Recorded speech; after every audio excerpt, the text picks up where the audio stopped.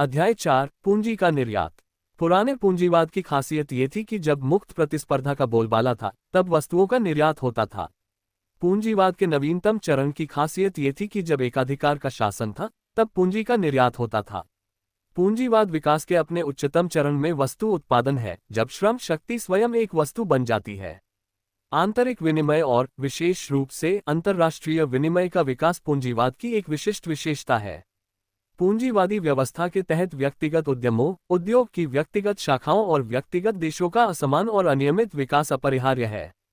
England किसी भी अन्य देश से पहले पूंजीवादी देश बन गया और 19वीं सदी के मध्य तक मुक्त व्यापार को अपनाने के बाद दुनिया की कार्यशाला होने का दावा किया, सभी देशों को निर्मित वस्तुओं का आपूर्तिकर्ता, जो बदले में उसे कच्चा माल प्रदान करते थे।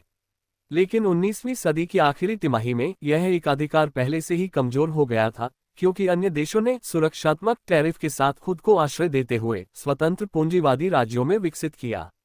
20वीं सदी की दहलीज पर हम एक नए प्रकार के एकाधिकार का गठन देखते हैं। सबसे पहले सभी पूंजीवादी रूप से विकसित देशों में पूंजीपतियों के एकाधिकारवादी संघ, दूसरे कुछ बहुत अमीर देशों की एकाधिकारवादी स्थिति, जिसमें पूंजी का संचय विशाल अनुपात तक पहुंच गया है। उन्नत देशों में विशाल पूंजी अधिशेष उत्पन्न हो गया है। कहने की जरूरत नहीं कि अगर पूंजीवाद कृषि का विकास कर सकता है, जो आज हर जगह उद्योग से बहुत पीछे है, अगर यह आम जनता के जीवन स्तर को ऊपर उठा सकता है, जो आश्चर्यजनक तकनीकी प्रगति के बावजूद हर जगह अभी भी आधे भूखे और गरीबी से त्रस्त हैं, तो पूंजी के अधिशेष का कोई सवाल ही नहीं उठता। ये तर्क पूंजीवाद के निम्न बुर्जुआ आलोचकों द्वारा अक्सर आगे बढ़ाया जाता है। लेकिन अगर पूंजीवाद ये चीजें करता है तो ये पूंजीवाद नहीं होगा, क्योंकि असमान विकास और आम जनता के अस्तित्व का अर्थ भूखमरी स्तर दोनों ही मौलिक और अपरिहार्य स्थितियां हैं और इस उत्पादन पद्धति के आधार हैं। जब तक पूंजीवाद बना रहेगा तब तक अधिशेष पूंजी का उपयोग किसी दिए गए देश में आम जनता के जीवन स्तर को ऊपर उठाने के उद्देश्य से नहीं किया जाएगा, क्योंकि इसका मतलब पूंजीपतियों के मुनाफे में गिरावट होगी, बल्कि पिछड़े देशों में पूंजी निर्यात करके मुनाफे को बढ़ाने के उद्देश्य से किया जाएगा।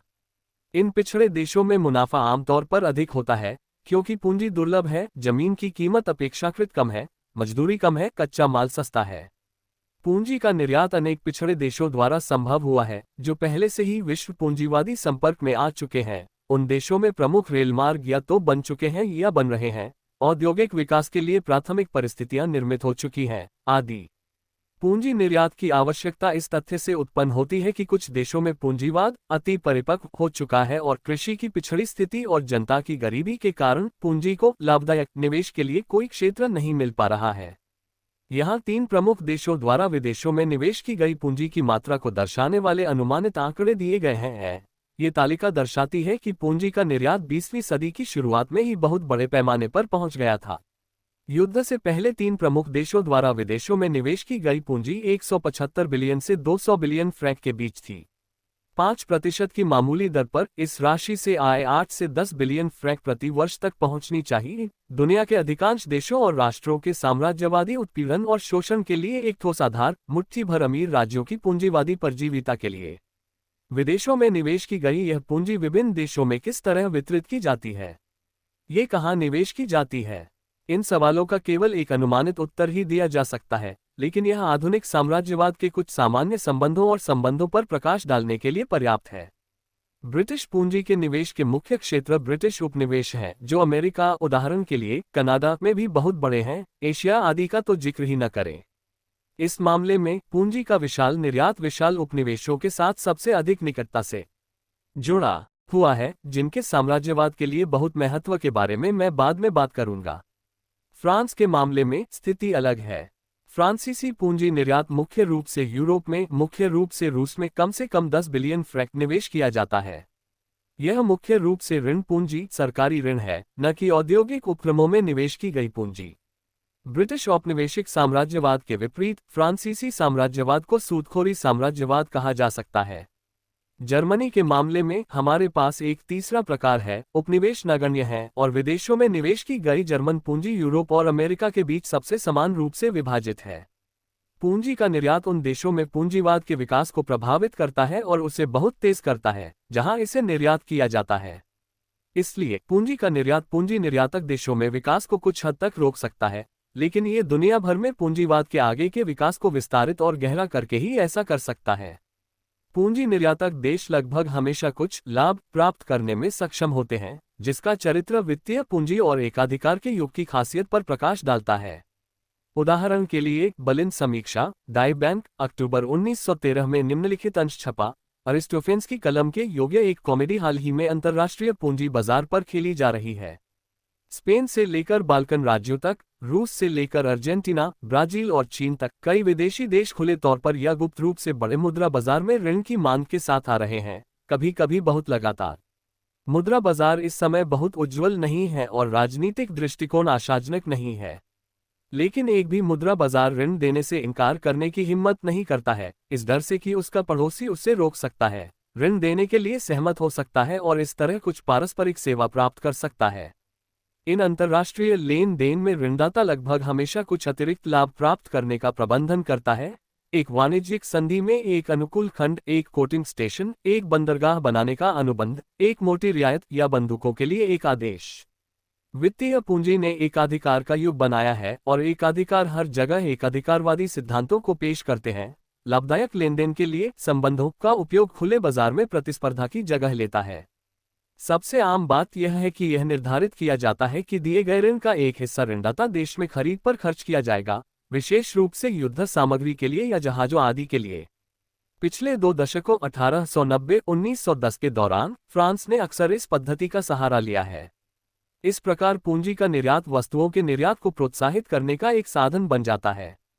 इस संबंध में विशेष रूप से बड़ी फर्मों के बीच लेन देन एक ऐसा रूप ले लेता है जिसे शिल्डर हल्के ढंग से कहते हैं भ्रष्टाचार की सीमा।